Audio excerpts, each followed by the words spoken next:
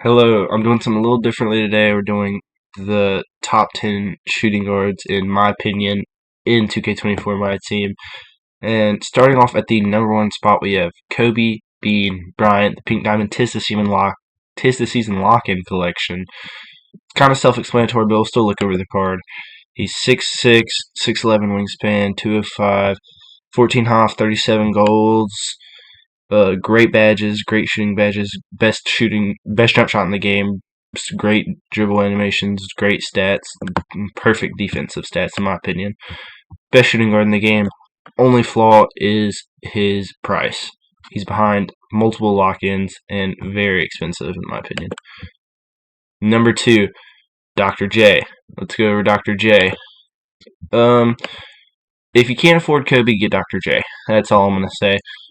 Dr. J is shooting guard 1 on plenty of God squads, every shooting badge in the game for except Limitless. That's his only downside in my opinion. Well, Limitless and you can't get Limitless and Anchor. Limitless and Anchor are the two badges I think he needs the most. You could do a 3-point shoe on him if you think it's a little low, but physicals and defense, perfect. It's there. Everything's there. In that third spot, it's Paul George. I know these new cards are a little iffy, but we'll just go look over his stats and I'll tell you why I think he's top 3. It's Dr. J. Paul George, 6'8", 6'11", 16 house, 31 golds. He's a great 3-and-D card. He can create for himself, just not as good as everybody else. I'm not even going to say that. He can create for himself pretty good. Great defensive badges, great shooting badges. He has really good finishing animations, really good defensive stats. And he's got his jumper. It's on normal. They haven't updated that yet, but he can hold every badge in the game. So you can get him to 60 hops if you really wanted to. And in that number 4 spot is another new card, Vince Carter. Vince, 6'6", 6'9 wingspan, 17 hops, 34 golds. On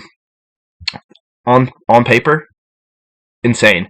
Honestly, it depends on your preferences on animations. If he's in that 3rd or 4th spot, I put him in the 4th because I like Paul George's jumper better. Great dribble sigs. Just one of the best cards in the game. I'm going to put him at 3 or 4, but for me, he's going to be 4. And just look at the badges. Quick first step. That's really good to make him moving. Every defensive badge in the game for except Brick Wall and Box Out Beast. Maybe put those on, but I would probably recommend more along the lines of... Actually, really, there's no badges this card's missing that he doesn't really need. You can put anything on him you want. Maybe like Masher, Claymore Amped, something like that. You could definitely get these up to Hall of Fame level if you wanted to. And then in that 5th spot is one of my favorite shooting guards in the game, Scottie Pippen. Scottie, 6'8", 7-foot wingspan. He has one of the longer wingspans that we've seen today. He's got that duo with Jordan. Jordan's not on the list. I don't really like him.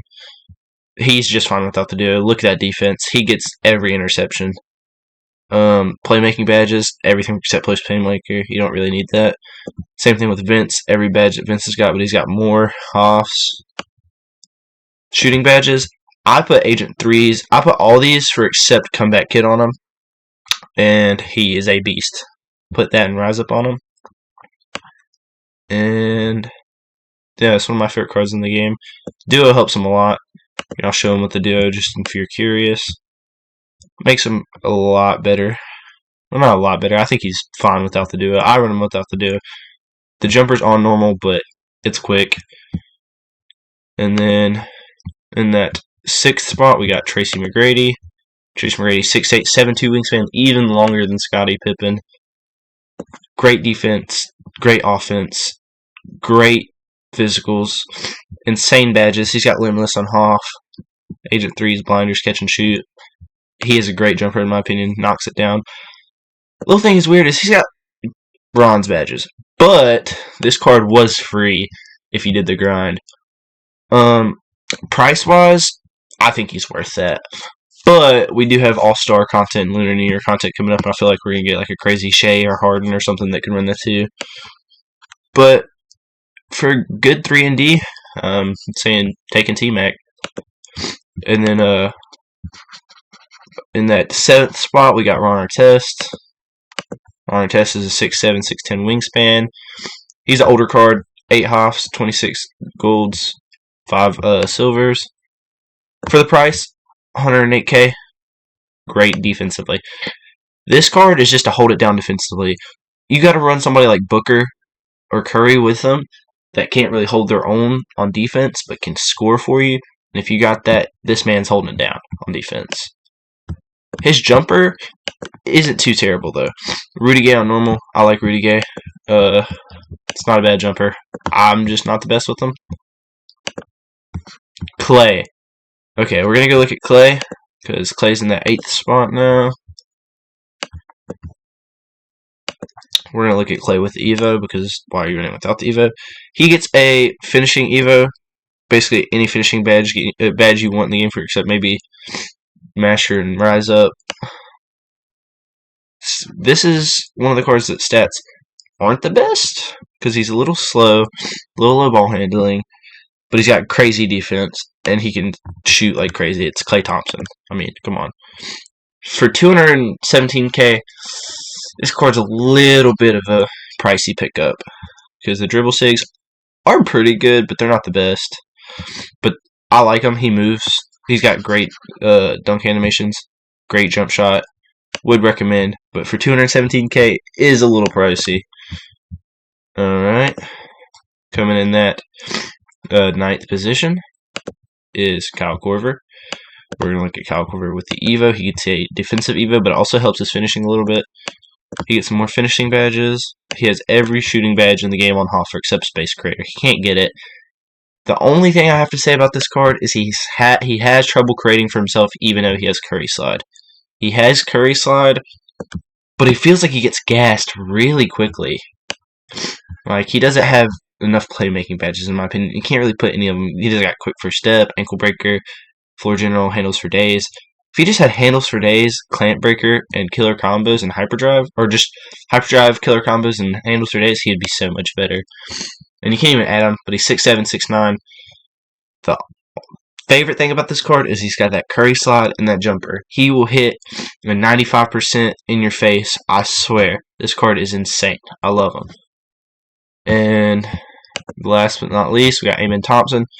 Amen Thompson is another lock.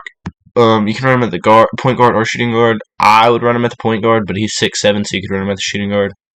6'7", 7-foot wingspan, great wingspan, 10 Hoffs, 30 golds, good finishing, bad shooting. Not bad shooting. His jumper's not that bad, but he's got a low 3-point and not a lot of badges.